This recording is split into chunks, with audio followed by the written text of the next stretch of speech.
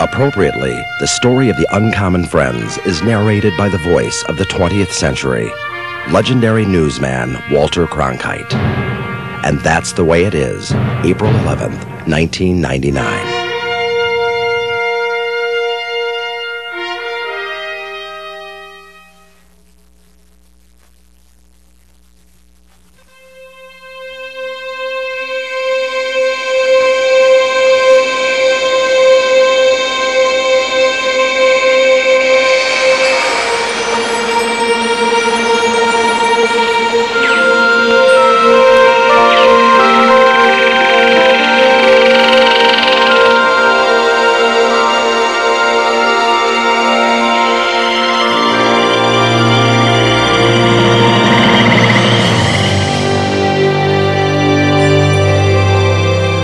As the dawn of a new millennium approaches, a sunset glow in Fort Myers, Florida, illuminates the lives of the men many credit with inventing the 20th century.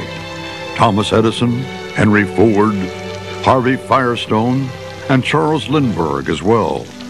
Looking on from a park bench is the couple to whom this monument is dedicated, Ellie and Jim Newton. These men were neighbors. These men were not just great men in the world. They were neighbors here, and they talked here. I've been with them when they talked and talked and talked. They weren't afraid to say what they thought. They were comfortable with each other.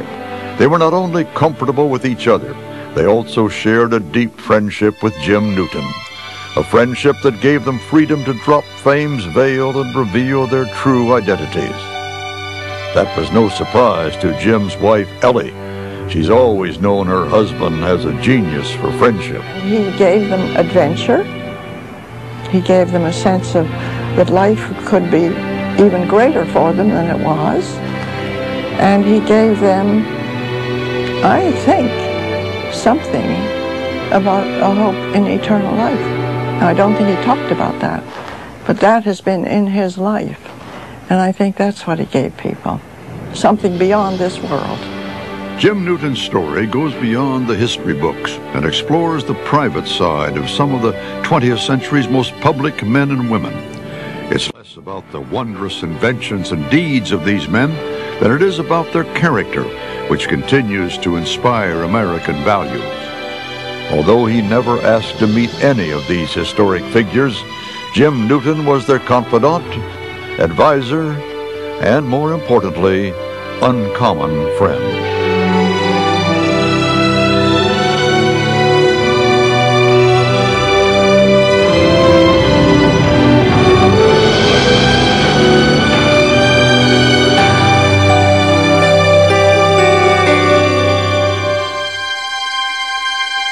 The artistic genius of renowned sculptor D.J. Wilkins created a lasting tribute to three of Southwest Florida's friends and neighbors here in Centennial Park in Fort Myers, capturing their spirit and their time here together. In the beginning, they were beyond me. These guys were gods. They had created the 20th century for the most part, and they were icons. I knew they were important. I knew if I could do a good job making these figures, that would be important.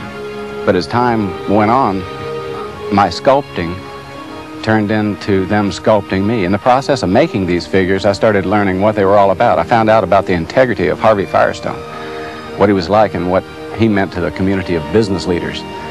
Henry Ford was so far out in front of everyone in industry that he had no map. He was completely flying above and beyond anything that anyone had ever accomplished in entrepreneurial effort. And Thomas Edison was something of the godfather to all of these men and inspired them.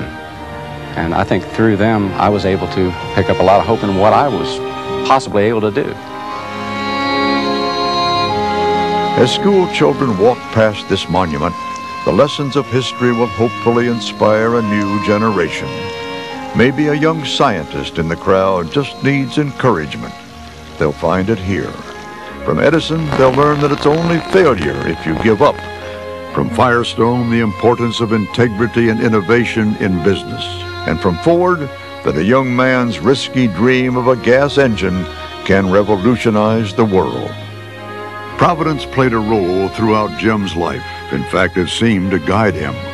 The passage of time has only strengthened his reliance on that guidance. All of his uncommon friends who changed the world through science shared this spiritual belief. 93 years old, Jim thinks it's Providence at work once again. With so many years now separating his time with Thomas Edison, one of his lessons endures, one that was really more of a gentle warning not only for Jim, but for all of us. And he was not at all optimistic about the future because he felt science he had helped create could go too far unless we took more moral and spiritual control.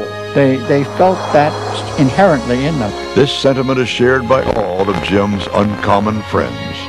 They also recognized in each other a genius for invention and a spirit of adventure. All believed in the power of God and man to change the world. After all, they had done it. I've been asked, what would they do today? I don't know what they do today, but they'd be straight to the point, as it was then, and I feel we miss them. We miss them amazingly. They could be classed as not just the people who helped make a century, but more than that, people who really and truly were humanity's friends.